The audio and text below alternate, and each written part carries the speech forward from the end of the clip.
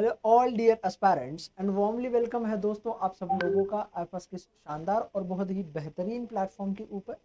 और हम बातें कर रहे हैं गैडबी 2025 के टॉपर लोगों के साथ, जिन्होंने ख्वाब देखने से ख्वाब पूरा करने तक का जो है सफ़र पूरा किया है और उसी के साथ साथ आईएफएस की इतनी सालों की लेगेसी को जो है मेंटेन भी किया है। आज मेरे साथ बिहार पटना से एक ऐसे ही कैंडिडेट जुड़े हैं जिन्होंने बहुत ही लाजवाब रैंक हासिल करी है गैडबी 2025 में।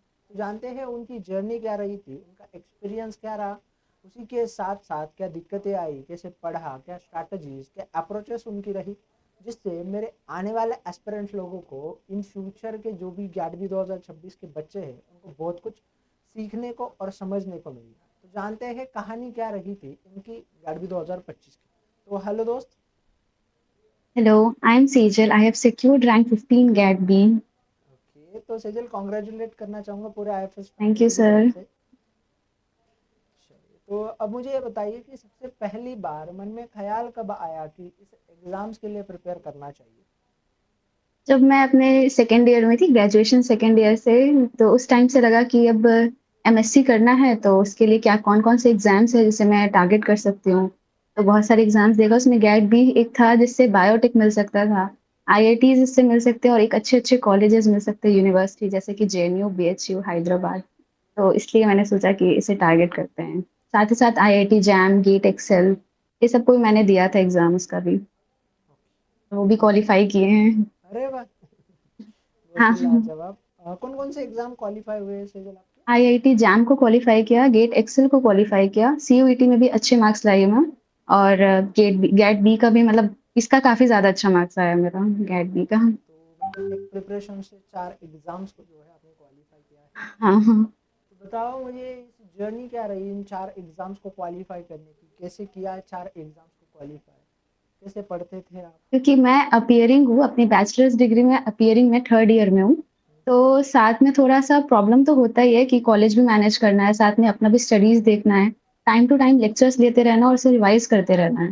टेस्ट सीरीज़ को भी उसी तरीके से मैनेज करते रहना है कि हाँ, टाइम टू टाइम आप दो, तो आपको पता चलेगा कि आप कहाँ पर हो, कहाँ स्टैंड कर रहे हो। तो ये ज़्यादा हेल्पफुल होता है कि आप कंसिस्टेंसी मेंटेन करते रहो थोड़ा, तो सही रहेगा। तो कंसिस्टेंसी अब मेंटेन बीच में थोड़ा ब्रेक तो होता ही है, मतलब इतना तो नहीं हो पाता है कि कर ही रहे हैं तो कर रहे हैं। थोड़ा ब्रेक होता है बट ठीक है, थोड़ा मोटिवेट होना होता है, फिर से शुरू करो और क्या, हो जाता है। अरे वाह! बहुत ही बढ़िया। तो मुझे ये बताओ सेजल, जब पढ़ना शुरुआत की थी तो इनिशियल फेज में इंस्पिरेशंस क्या रही थी और कैसे पढ़ते गए आप आगे? यूट्यूब पे बहुत सारे वीडियोज़ हैं जो मोटिवेट करते हैं, वो तो ख़ैर चलो एक्सटर्नल मोटिवेशन होता है, बट थोड़ा इंटरनल मोटिवेशन भी लाना है कि हाँ भाई, आगे आपको करना है कुछ, तो आप रास्ता खुद ही ढूँढोगे ना। और टीचर्स हैं जो गाइड करते हैं, कॉलेज के भी टीचर्स हैं, यूट्यूब पे हैं, आप लोग भी हैं सर जो गाइड करते थे, केसी सर भी हमें गाइड करते थे बहुत। तो वो हेल्पफुल रहा हमारे लिए कि हाँ, मोटिवेटेड फ़ील किए, इंस्पायर रहे और फिर मेहनत किए। ओके, तो मतलब सारी चीज़ों से, सारे फैक्टर से, सारे टीचिंग फैकल्टी ने जो गाइडेंस किया उससे जो है आपको बहुत कुछ हुँ, सीखने को और हेल्प मिली। हाँ। बट आप जो खुद से मोटिवेटेड होते हो और पढ़ते हो तो वो ज़्यादा मैटर करता है, मतलब तो बीच वो में। टेस्ट सीरीज़ देने से ही होगा ना, टेस्ट सीरीज़ देंगे, मार्क्स अगर अच्छा आएगा तो ऑफ़ कोर्स हम लोग बूस्ट होते हैं, उससे इंस्पायर हो जाते हैं। तो पीवाईक्यू सॉल्व करने से तो बहुत ज़्यादा मोटिवेशन मिलता है कि हाँ, मार्क्स आया है तो या हो सकता है। हाँ, मतलब जो एग्ज़ाम में आकर गया है वो अगर मुझसे सॉल्व हो रहा है तो मेरे ज़्यादा से सॉल्व हो मोटिवेशन रहा है तो मिलता है। हाँ, मतलब कहीं स्टैंड कर रहे हैं हम, सही जा रहे हैं, इस रास्ता में सही है मतलब हम। ओके, अब मुझे ये बता दो कि जब पढ़ना शुरुआत की थी तो गैट बी में हमें section A and section B देखने को मिलते हैं। हाँ, सेक्शन ए में आपके फिजिक्स है, केमिस्ट्री है, मैथमेटिक्स है, बायोलॉजी है, और आपके सेक्शन हुँ। बी में तो कोर यूनिट है। तो सेक्शन ए के लिए कैसे पढ़ा था आपने? तो क्योंकि मैं आईआईटी जैम और गेट एक्सेल भी दी थी, उसमें भी फिज़िक्स, केमिस्ट्री क्योंकि रहता था, तो मेरा शुरू से ही था कि फिज़िक्स, केमिस्ट्री पे तो ध्यान देना ही है और मैथ्स का थोड़ा बेसिक चीज़ है, जो कि गेट बी में क्योंकि बेसिक्स मैथ ही आते हैं, बहुत हार्ड नहीं आता है और गेट एक्सेल में भी बेसिक्स आते हैं, तो उसको भी थोड़ा-थोड़ा करते गए तो हो गया। मतलब लास्ट मोमेंट में भी अगर मैथ्स थोड़ा बहुत अगर देख भी लेते हैं 1 मंथ, 2 मंथ तो भी मतलब मैथ्स अच्छे से सॉल्व होने लगता है और फिज़िक्स, केमिस्ट्री को तो ख़ैर शुरू से ही मैंने थोड़ा-थोड़ा किया था। ओके, और मुझे ये बता दो कि जब पढ़ रहे थे सेक्शन बी के लिए कैसे पढ़ा था आपने फिर? बोलिए नहीं, मतलब गेट एक्सेल और आईआईटी जैम को तो हम दे ही रहे थे, और एग्जाम उसका फरवरी में खत्म हो गया था, तो 2 मंथ का गैप मुझे मिल गया था। तो उसी वक्त मेरा गैट बी का सिलेबस देखे और सिलेबस को ही देख के पढ़ाई की कि जो जो सिलेबस है, जो जो टॉपिक है, उस पर ही फोकस करना है, सिलेबस के हिसाब से ही पढ़ना है। उससे एक्स्ट्रा पढ़ने का जरूरत नहीं होता, क्वेश्चन उसी पे आता है एकदम। अब मुझे ये बताइए कि सबसे पसंदीदा यूनिट कौन सी रही ओवरऑल प्रिपरेशंस में? बायोकेमिस्ट्री, इम्यूनोलॉजी, मॉलिक्यूलर बायोलॉजी, क्योंकि ये 3 ऐसे सब्जेक्ट है, सेल बायोलॉजी 4th, ये 4 ऐसा सब्जेक्ट है कि हर एग्ज़ाम में उसका वेटेज काफ़ी ज़्यादा रहा है। तो हर एग्ज़ाम में रहता है, तो उसको अगर आप अच्छे से रहेगा, मतलब तैयारी उसका रहता है, तो हर एग्ज़ाम स्मूथली निकलता है, तो ये अच्छा मैंने देखा। ओके, मतलब आपने उन यूनिट्स को अपना बनाया है जिन यूनिट्स की हाँ, एग्ज़ाम डिमांड करता है। हाँ। और दिक्कत कौन सी यूनिट ने ज़्यादा की? थोड़ा तो बायोटेक करता है, टूल्स एंड टेक्निक्स वो थोड़ा करता है, बट केसी सर की हेल्प से वो भी थोड़ा सही लगा, समझ में आया सब।